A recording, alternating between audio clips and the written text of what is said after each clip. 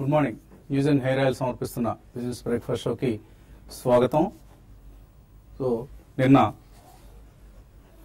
రాలేకపోయాం. So శని ఆదివారాలు 2 రోజులు కూడా TV5 అనలిస్ట్ టీం వైజాగ్లో నిర్వహించిన వర్క్షాప్ నుంచి రావడం లేట్ అయింది కాబట్టి నిన్న రాలేకపోయాం. సో profitavtrade.in కొత్త వెబ్సైట్ లాంచ్ కూడా వైజాగ్ వర్క్షాప్ సంబంధించి హైలైట్గా చెప్పుకోవచ్చు. సో చాలా అసలు 2 రోజులు ఎలా గడిచిపోయాయి కూడా తెలియనంత busy days. It was like a family get together. So చక్కగా వైజాగ్ డాబా గార్డెన్స్ హోటల్ చంద్రాస్ కాన్ఫరెన్స్ హాల్లో నిర్వహించిన వర్క్షాప్కి అటెండ్ అయిన జన సందోహాన్ని చూస్తున్నారు. ఈ వర్క్షాప్ నిర్వహణకు మిత్రులు సూర్యనారాయణ, శ్రీని కౌజు తదితరులు ఇచ్చిన సహకారం మరువలేంది. మరీ ముఖ్యంగా ఈవెంట్కి హాజరైన మహిళా అభిమానులు. సో మరే ఇతర ఈవెంట్కి హాజరు కానంత పెద్ద సంఖ్యలో మహిళలు హాజరై రిటైల్ ఇన్వెస్టర్ పార్టిసిపేషన్ ప్రస్తుతం స్టాక్ మార్కెట్స్లో ఏ విధంగా ఎంత మేరకు ఉంది అన్న అంశాన్ని చాటి చెప్పారు. ఉమెన్ పవర్ని చాటి చెప్పడం జరిగింది. డాక్టర్ విజయలక్ష్మి శ్రీనివాసరావు దంపతులు, అలాగే నాన్ డాక్టర్ విజయలక్ష్మి ఇందిరా గారు, ఇలా ఇంకా కొంతమంది పేర్లు గుర్తులేవు. But all of them have showered there love and warmth towards our team. మళ్ళీ వైజాగ్లో వర్క్షాప్స్ కండక్ట్ చేయాలి అన్నంత ఉత్సాహభరితంగా సాగాయి 2 రోజులు కూడా. సో మొదటి రోజు 6 గంటల వరకు పొడిగించినా సహకరించారు. 2వ రోజు 4:30కే క్లోజ్ చేసినా కూడా ఎవరు ఏమాత్రం పల్లెత్తు మాట అనలేదు. పైగా మమ్మల్ని మరింతగా ప్రోత్సహించి పీవైటీ న్యూ లుక్ వెబ్సైట్ లాంచ్కి సహకరించారు. అండ్ పీవైటీకి సబ్స్క్రైబ్ చేసేందుకు బారులు తీరారు. So thank you all. Thank you Vizag investors. And Bengaluru WhatsApp గ్రూప్కి ధీటుగా మరొక వాట్సాప్ గ్రూప్ వైజాగ్లో క్రియేట్ చేసుకున్నారు. TV5 పీవైటీ వైజాగ్ గ్రూప్, ఇది వాట్సాప్ గ్రూప్. సో అందులో వాళ్ళ అనుభవాల్ని షేర్ చేసుకునేందుకు, వాళ్ళ సలహా సంప్రదింపుల్ని కొనసాగించుకునేందుకు ఏర్పాటైన ఈ వాట్సాప్ గ్రూప్ చాలా చక్కటి విజయం సాధించాలని కోరుకుంటున్నాం. బెంగళూరు గ్రూప్ లాగానే బెంగళూరు గ్రూప్ చాలా చక్కటి వాళ్ళ అభిప్రాయాల్ని షేర్ చేసుకోవడానికి దాన్ని చక్కగా ఉపయోగించుకుంటున్నారు అక్కడ వాట్సాప్ గ్రూప్ని. అలాగే వైజాగ్ వాసులు కూడా చేస్తారని అనుకుంటున్నాం. అలాగే అక్కడ మన టీం ఏవైతే రికమెండేషన్స్ ఇచ్చారో 16 రికమెండేషన్స్ ఇవ్వడం జరిగింది. ఆ రికమెండేషన్స్ ఎవరైనా పొందాలి, వర్క్షాప్ హాజరు కాని వాళ్ళు అనుకుంటే ప్రాఫిట్ ట్రేడ్ వెబ్సైట్లో దాన్ని పొందేందుకు అవసరమైన విధి విధానాలు, సలహా సంప్రదింపుల వివరాలు ఉన్నాయి. సో దయచేసి అవకాశాన్ని వినియోగించుకోండి. మార్కెట్స్ పరిస్థితికి వస్తే స్టాక్ మార్కెట్స్ ఇవాళ ప్రస్తుతానికి SGX నిఫ్టీ ట్రెండ్ మాత్రం పాజిటివ్ ఓపెనింగ్ సూచిస్తుంది. అండ్ టెక్ స్టాక్స్లో లాస్ట్ నైట్ కూడా యూఎస్లో ప్రాఫిట్ బుకింగ్ కనిపించింది మనకు. ఫేస్బుక్స్, అమెజాన్స్, గూగుల్ ఇటువంటి స్టాక్స్ అన్నిట్లు కూడా. సో ట్రంప్ ట్రేడ్ కాస్త ప్రస్తుతం ట్రంప్ సేల్ లేదా స్లంప్ సేల్గా మారింది యుఎస్ టెక్నాలజీ స్టాక్స్లో. సో ఫెడరేట్ హైక్ కోసం మార్కెట్స్ సిద్ధంగా ఉన్నాయి. 3 మేజర్ ఈవెంట్స్ ప్రస్తుతం మనకు మార్కెట్స్లో గ్లోబల్ మార్కెట్స్ సంబంధించి కనిపిస్తున్నాయి. ఒకటి FOMC మీటింగ్ ఇవాళ రేపు జరగబోతుంది. అలాగే బ్యాంక్ ఆఫ్ ఇంగ్లాండ్ మీటింగ్ కూడా రేపు ఉంది. And bank of Japan meeting ఇవాళ రేపు జరగబోతుంది. సో ఈ 3 మీటింగ్స్లో ఎటువంటి నిర్ణయాలు తీసుకుంటారు, ప్రత్యేకించి ఫెడరల్ రిజర్వ్ సంబంధించిన FOMC మీట్లో మాత్రం అందరూ ఊహిస్తున్నది డెఫినెట్లీ ఒక వడ్డీ రేటు పెంపు ఉంటుందని. డిసెంబర్ నుంచి ఇది 3వ ఇంట్రెస్ట్ రేట్ హైక్ కాబోతోంది. సో అది కొంత మార్కెట్స్లో ఒక కన్సర్న్గా చెప్పుకోవచ్చు. అదర్వైజ్ మన మార్కెట్ సంబంధించి మనకు నిన్న ఇన్ఫ్లేషన్ నెంబర్స్ రావడం జరిగింది. CPI కన్జ్యూమర్ ప్రైస్ ఇన్ఫ్లేషన్, మే ఇన్ఫ్లేషన్ 5-year లో స్థాయి దగ్గర. అండ్ ఫలితంగా 2.18% మాత్రం ఇన్ఫ్లేషన్ మనకు కనిపించింది. ప్రత్యేకించి ఫుడ్ ఇన్ఫ్లేషన్ బాగా పడిపోయింది. ఫుడ్ ఇన్ఫ్లేషన్లో ఒక స్ట్రాంగ్ డీగ్రోత్ మనం చూస్తున్నాం.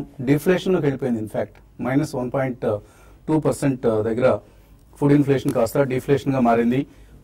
ఇది ఏమాత్రం మంచి పరిణామం కాదు. ఎందుకంటే ఎవరైతే ప్రొడ్యూసర్స్ ఉన్నారో వాళ్ళకి గిట్టుబాటు ధర రాకపోతే పండించేందుకు ఉత్సాహం కరువు అవుతుంది. సో ప్రభుత్వం దీనికి సంబంధించి చర్యలు తీసుకోవాల్సిన అవసరం ఉంది. Otherwise this is a positive news for the economy కొంతమేరకు.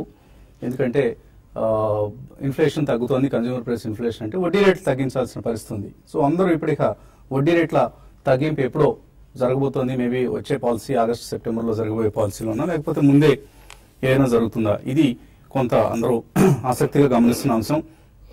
అదర్వైజ్ నిఫ్టీకి సంబంధించి మాత్రం పెర్ఫార్మెన్స్ కొంత కన్సాలిడేషన్ దశలో ఉంది ప్రస్తుతం.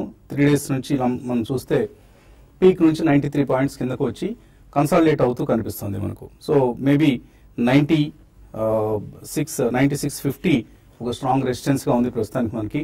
అలాగే 20-day మూవింగ్ యావరేజ్ 9560. సో ఈ 9560ని బ్రేక్ చేయనంత వరకు అంతగా ప్రమాదం ఏది లేదు. బట్ దాన్ని బ్రేక్ చేస్తే మాత్రం కొంత డౌన్ ట్రెండ్ ఉండే అవకాశం ఉంది.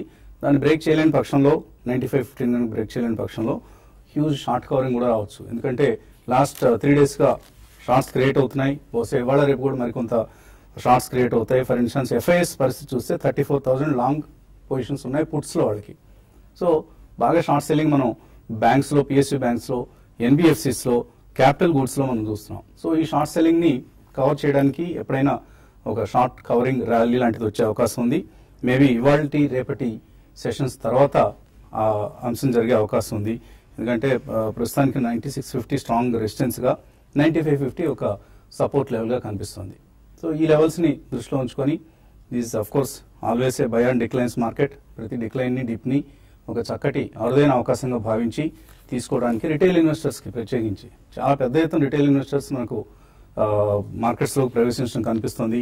ఇంతకుముందు గతంలో ఎన్నడూ స్టాక్ మార్కెట్స్ జోలికి రాని వాళ్ళు కూడా ఇప్పుడు మార్కెట్స్ లోకి వచ్చేందుకు సిద్ధమవుతున్నారు. ఇతర అసెట్ క్లాసెస్ ఏవి ఆశాజనకంగా లేవు కాబట్టి. So it's definitely a good opportunity.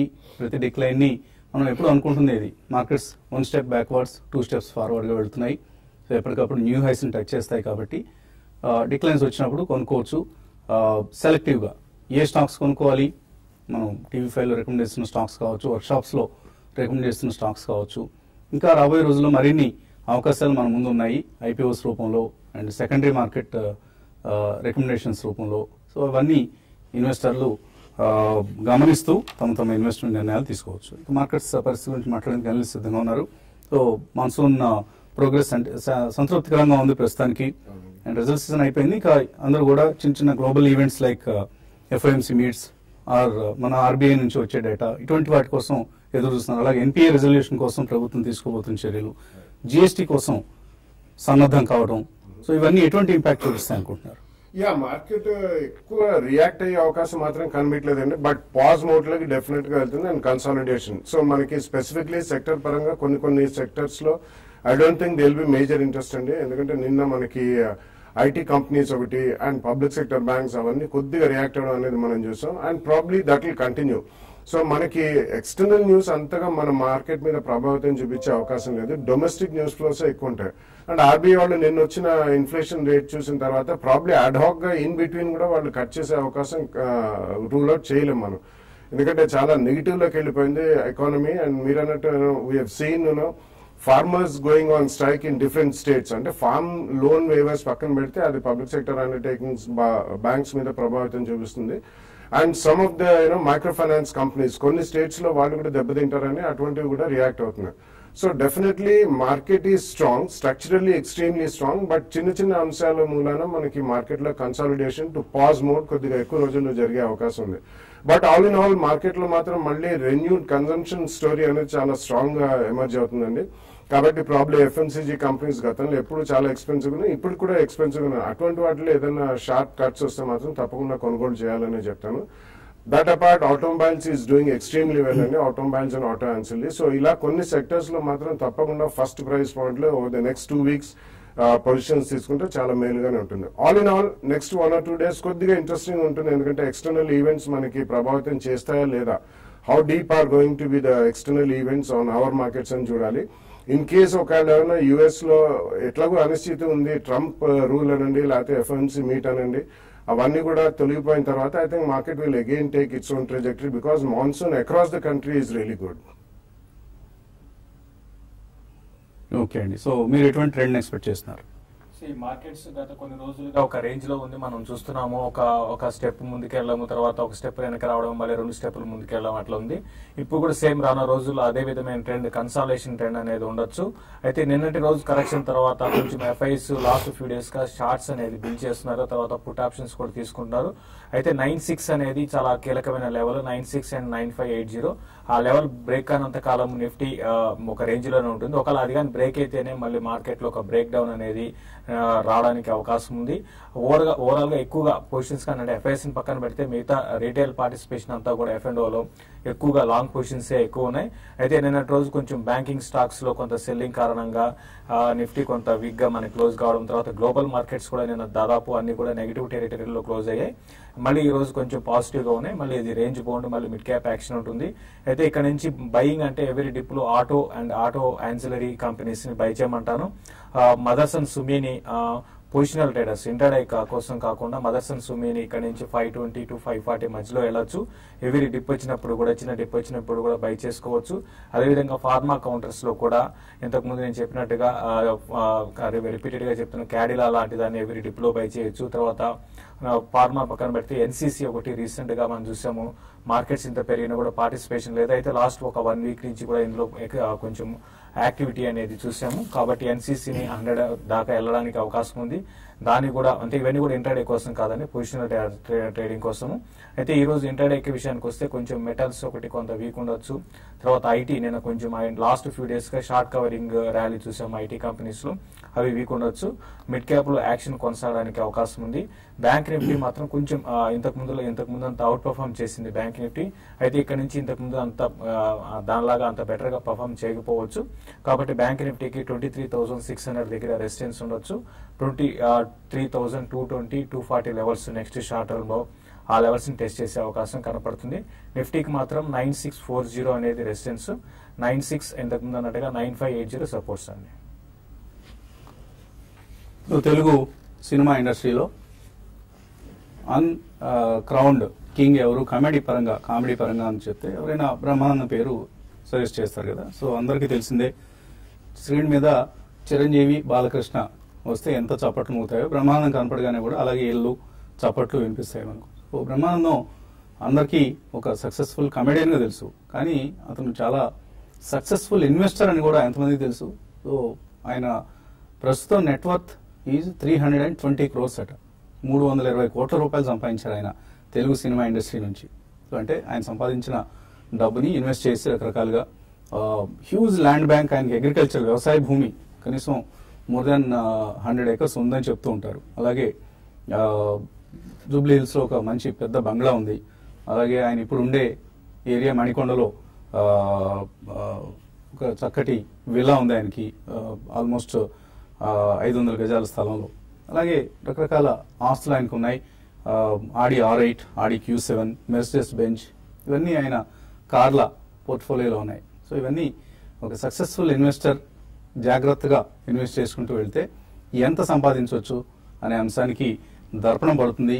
So మనం కమెడియన్ గానే ఆదరిస్తూ ఉంటాం. ఇప్పుడు ఒక సక్సెస్ఫుల్ ఇన్వెస్టర్ గా కూడా బ్రహ్మానందం గారికి జేజేలు పలకాల్సిన సమయం. సో బ్రహ్మానందాన్ని ఇన్స్పిరేషన్ గా తీసుకొని చక్కగా ఇన్వెస్ట్ చేసి ఇప్పుడిగా అందరూ డబ్బు సంపాదించాలి. ఆల్ తెలుగు ఇన్వెస్టర్స్, తెలుగు రాష్ట్రాల్లో ఉన్న ఇన్వెస్టర్లు అందరికీ take Brahmanandam as an inspiration చెప్తున్నాం ఈ సందర్భంగా. ఇంకా ఇన్వెస్టర్స్ నుంచి కాల్స్, మెయిల్స్ తీసుకునే ముందు కాసేపు ప్రకటనలు.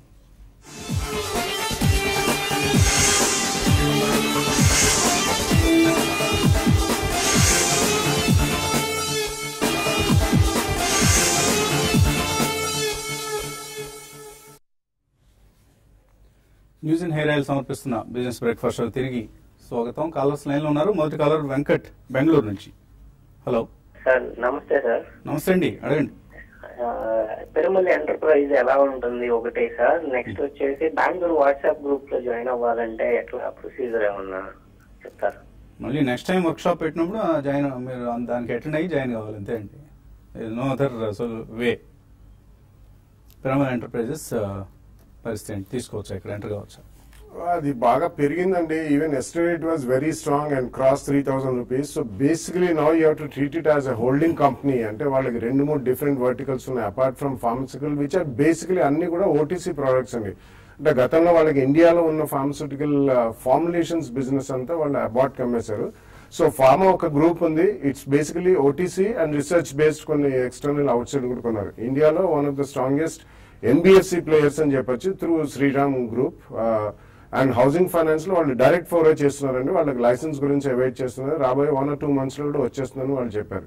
So I think it's going to be a great story going ahead and holding కంపెనీలా మనం ట్రీట్ చేయొచ్చు. కాబట్టి షార్ప్ గా పెరిగింది రీసెంట్ టైమ్స్ లో. ఆల్మోస్ట్ డిమానిటైజేషన్ అయిన తర్వాత 1600-1700 నుంచి పెరిగింది. కాబట్టి డిక్లైన్స్ లో కొనుక్కోండి and you should have at least 2 year plus view. కాబట్టి it's a strong company, but price wise కొద్దిగా రన్వే ప్రైస్ చూసాం కాబట్టి కొంచెం డిక్లైన్స్ లో అన్న కొనండి, లేకపోతే ఎస్ఐపి మోడ్ లో నెక్స్ట్ 4 to 6 months కొనుక్కోండి. తర్వాత ఒరిస్సా నుంచి కాలర్ లైన్ లో ఉన్నారు Guru Manohar. Hello hello sir, good morning sir. Morning అండి, అడగండి మనోహర్. సార్ నాది పోకర్నా షేర్స్ ఒకటి, నెక్స్ట్ ఐటీఐ షేర్స్ రీసెంట్ గా తీసుకున్నాను sir. Pokarna and ITI sir, ఈ జిఎస్టీ సాఫ్ట్వేర్ డెవలపర్స్. సో ఏంటి మీ సందేహం? హోల్డ్ చేయడం వాటి సిచ్యువేషన్ చెప్తారు. హోల్డ్ చేయొచ్చా ఈ రెండు?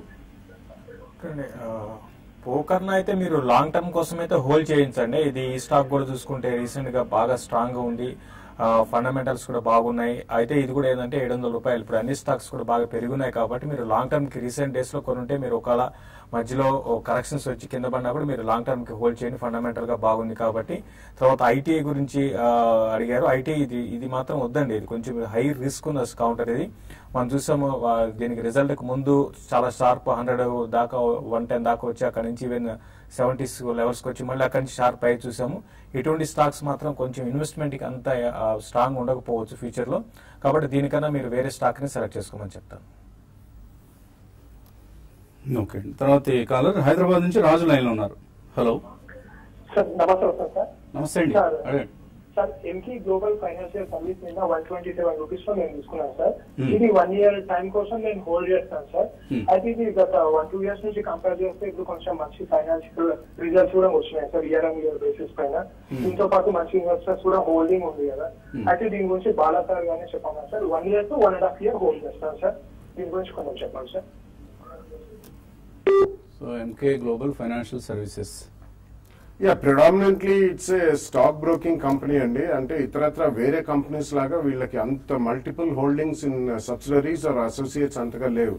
కాకపోతే కొద్దిగా హోల్డింగ్స్ ఉన్నాయంటే అంటే ప్రాప్ బుక్ ఉందండి. బట్ ప్యూర్ ప్లే బ్రోకింగ్ లో దే డూయింగ్ రీజనబుల్ వెల్. కానీ ఇది కూడా చూసుకుంటే లాస్ట్ 1.5 year లో ఆల్మోస్ట్ 25-30 రూపీస్ నుంచి ఈ రేట్ కి వచ్చిందండి. సో 3 to 4 times పెరిగిన స్టాక్ ఇది.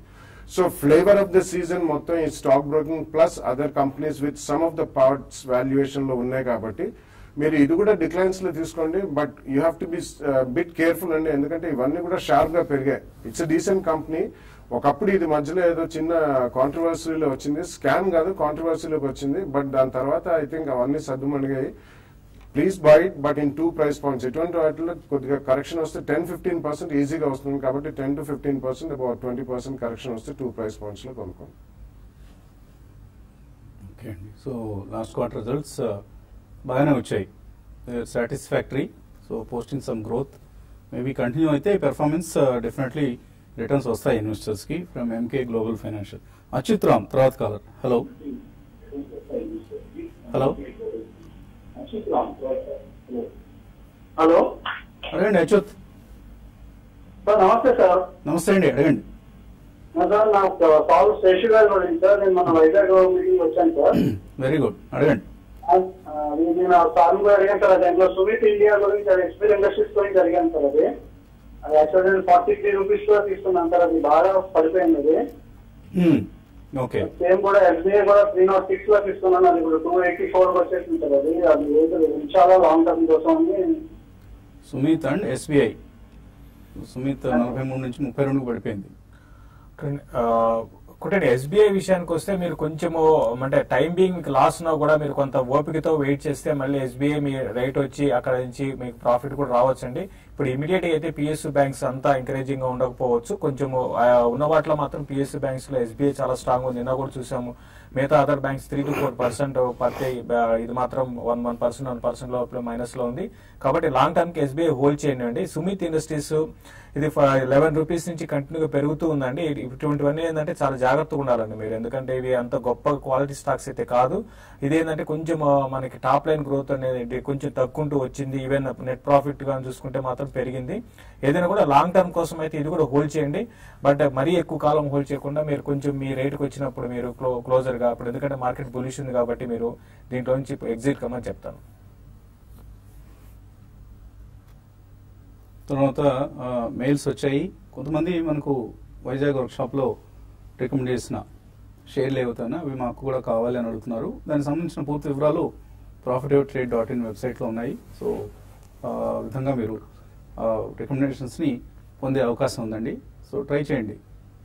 తర్వాత శ్రీనివాసులు ఎర్రంరెడ్డి అడుగుతున్నారు, 1 year కోసం ఆయన Ajmera realty, Deep industries, NR Agarwal ఈ 3 కొంటారంటే కొనుక్కోవచ్చు.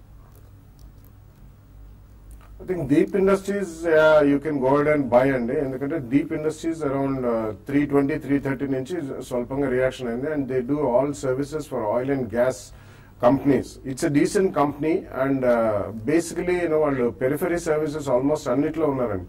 So even management is a good management and consistent గా డివిడెండ్ పేయింగ్ కంపెనీ. కాబట్టి డీప్ ఒక 2 price points with 5 to 7 and 10 to 12% కొనుక్కోండి. Ajmeera reality I think you can go ahead and try అండి. Right no అది కూడా కొద్దిగా ఫ్లేవర్ ఆఫ్ ద సీజన్ ఉంది కాబట్టి అజ్మీరాలో కూడా మీరు ఒక 1 or 2 price points లో కొనుక్కోండి. Over the next 6 months to 12 months I think decent result వస్తే మాత్రం కొద్దిగా ప్రాఫిట్ బుక్ చేయడం మర్చిపోకండి. బట్ డీప్ లాంటి companies you can definitely hold it for a year or 2. అలాగే రాకేష్ కుమార్ అడుగుతున్నారు, ఆయన 1 to 2 years కోసం కొన్ని స్టాక్స్ ని సెలెక్ట్ చేస్తున్నారు. Bansal engineering, Mirza industries, SpiceJet, federal bank, Suprajit engineering, Indo Count. ఎలా ఉంటాయి ఇవన్నీ? ఇట్స్ డీసెంట్ లిస్ట్ అండి. 1 to 2 years అంటున్నారు కాబట్టి మీ సెలెక్షన్ ఈజ్ డెఫినెట్లీ గుడ్ అనే చెప్పాలి. బట్ 1 to 2 years అనగానే మీరు ప్రజెంట్లీ అన్ని స్టార్ట్ చేయాలి కొనడం అంటే మాత్రం I think you should wait for some time. ఎందుకంటే ఆల్మోస్ట్ ఆల్ ద స్టాక్స్ మీరు చెప్పినా కూడా బాగా పెరిగాయి లాస్ట్ 6 months to 1 year లో కూడా. కాబట్టి either you wait for a correction or buy it in the next 3 months, 1/3 కొనుక్కుంటే at least with 5 to 7% each time correction లో కొనుక్కోండి. కొన్ని కరెక్ట్ కాకపోవచ్చు, అటువంటిప్పుడు ఈ జూన్ క్వార్టర్ రిజల్ట్స్ బాగుంటే you can go and buy. Okay అండి, ఇంకా మెయిల్స్ అలాగే కాల్స్ మిగిలిపోయాయి, కానీ సమయం మించిపోయింది కాబట్టి వీటన్నిటిని యూట్యూబ్ ప్రసారణ కలుస్తున్నప్పుడు తెలుసుకుందాం. Keep watching TV5.